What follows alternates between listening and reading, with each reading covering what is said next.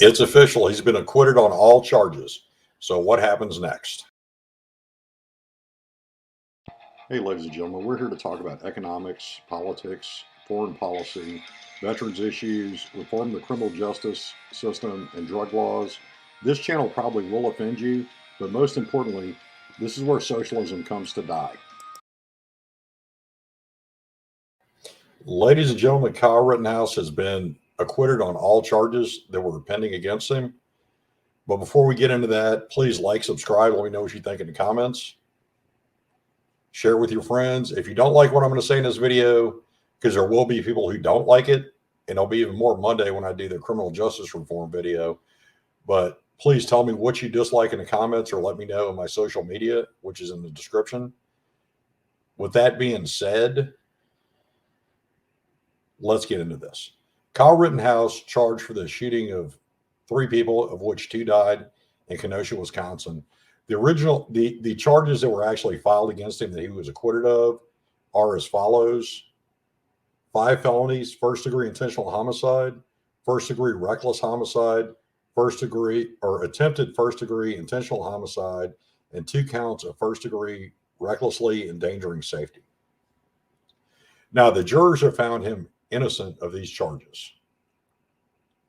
He was found not guilty on all charges, which I watched enough of the trial and listened to and read enough of the reviews by some very solid legal minds as the trial was going on that it did make complete sense that he was found not guilty by reason of self-defense. He was hit with a skateboard, he was kicked, and another gentleman with a gun, who, by the way, is a convicted felon, went after him. He fired in self-defense. Tragically, 2 lost their lives. I'm not going to go into their backgrounds because they're not here to defend themselves, so that's not fair. The third survived and testified in the trial. He testified that he had a gun in his hand pointed at Kyle Rittenhouse when he fired.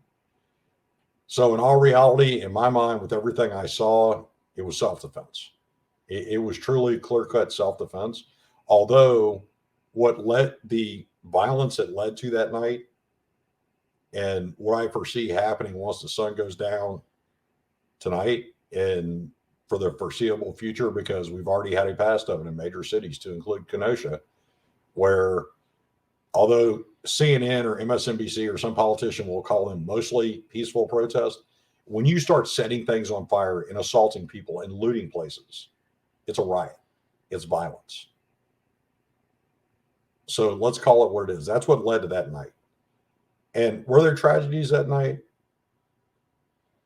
Fine. To the families of those that died, it was a tragedy.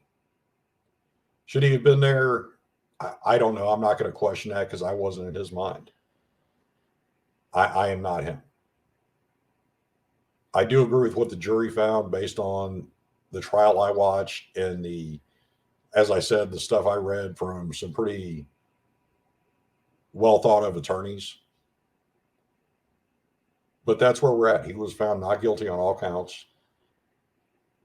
Now, I pray and hope that it doesn't devolve into violence as night falls in Kenosha and other large cities.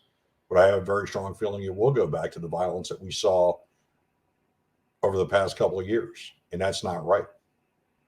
Justice has spoken. Now, with that being said, I mean, I did videos on what was going on when the rioting was going on in Portland and Chicago and other places. And the sheer amount of violence and destruction, my opinion's already on those videos. I don't agree with any organization that feels a need to lean to violence to accomplish a political goal, because ultimately they're trying to accomplish a political goal. Whether it's based on police violence against people of color, or it is to create a socialist state, which if you actually research some of the leaders of these groups, both Antifa, BLM, and some of the politicians that are backing them and not calling them out for the violence they're committing, their ultimate goal is to turn the United States into a socialist state, which everybody knows if you watch my videos, that there's 3 things. There is no debate about how I feel about them, and there's nothing you can say or do to make me change my mind. And that's Marxism, socialism, and communism. I am never going to agree with that. no matter how many times you try to convince me. Do we have issues? Yes. But the way to solve them is not through violence. The way to solve them is to take pages from Martin Luther King Jr. with nonviolence, because look at what he accomplished with that. The Civil Rights Act and then the Voting Rights Act. With that being said, I have a very strong feeling ultimately they'll devolve back to violence, which is what was happening before, which is what led to what we're the position we're in now. And the secret is that violence is only going to beget more violence, which is not what we need as a country. We need to come together and figure things out. If you don't agree with the verdict, fine. If you agree with the verdict, fine. I really don't care. In my opinion, it was the right verdict. But the deeper question is, how do we stop this violence from happening? How do we convince the men and women who are in the streets, who are setting the fires, who are throwing the Molotov cocktails, who are trying to pin federal officials in a federal building and set it on fire? Because what do you think the end result of that is going to be? That's going to be more death. The fact that they found a body in a building that was burned down. The fact in St. Louis, the largest city in the state I live in, a retired police captain is found dead, apparently trying to defend his store. What good does this do anyone? And think about the innocent business owners. And you can say whatever you want about insurance, but let's go a little bit deeper into that too. When you destroy these businesses, yes, they can make an insurance claim, but a lot of times that insurance is not going to cover all of their losses. Two, if it's burnout, then whoever was employed by that business owner no longer has a job. Three, what about the people in that community that need that store? They need to go get groceries. They need to go pick up something for their child to go to school the next day.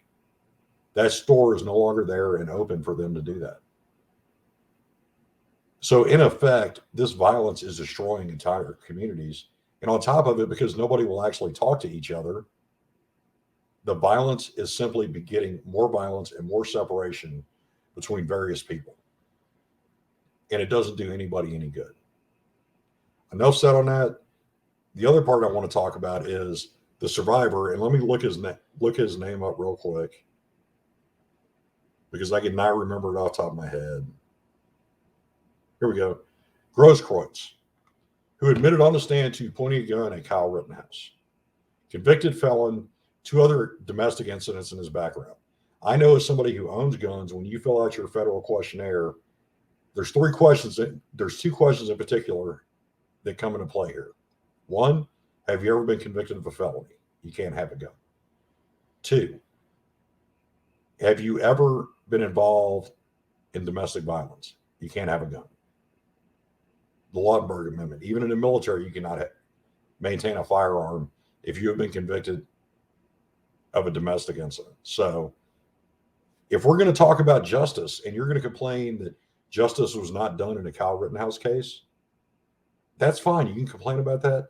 But then you must also demand that the city of Kenosha immediately swears out a warrant, or the federal government swears out a warrant against Grosskreutz for being a felon in the possession of a firearm. Happens all the time. I worked in a prison. I can't count the number of offenders I dealt with that one of their charges they were convicted of was a felon in possession of a firearm. So if we're not going to do that, and you're not going to demand that, don't talk to me about justice. If you're going to set things on fire and you're going to hurt innocent people, and not just physically hurt, but destroy their businesses, take away their jobs by destroying those businesses, make them fear going to certain areas of your town because of the violence and protests that are going on. Do not talk to me about justice.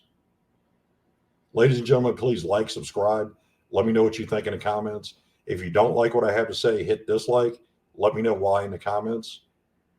I will address your concerns. And if worst case or best case, if you have the courage, I'll bring you on and we can do a live debate. I have no problem with doing that at all. Everybody have a good, safe evening. Keep your family close.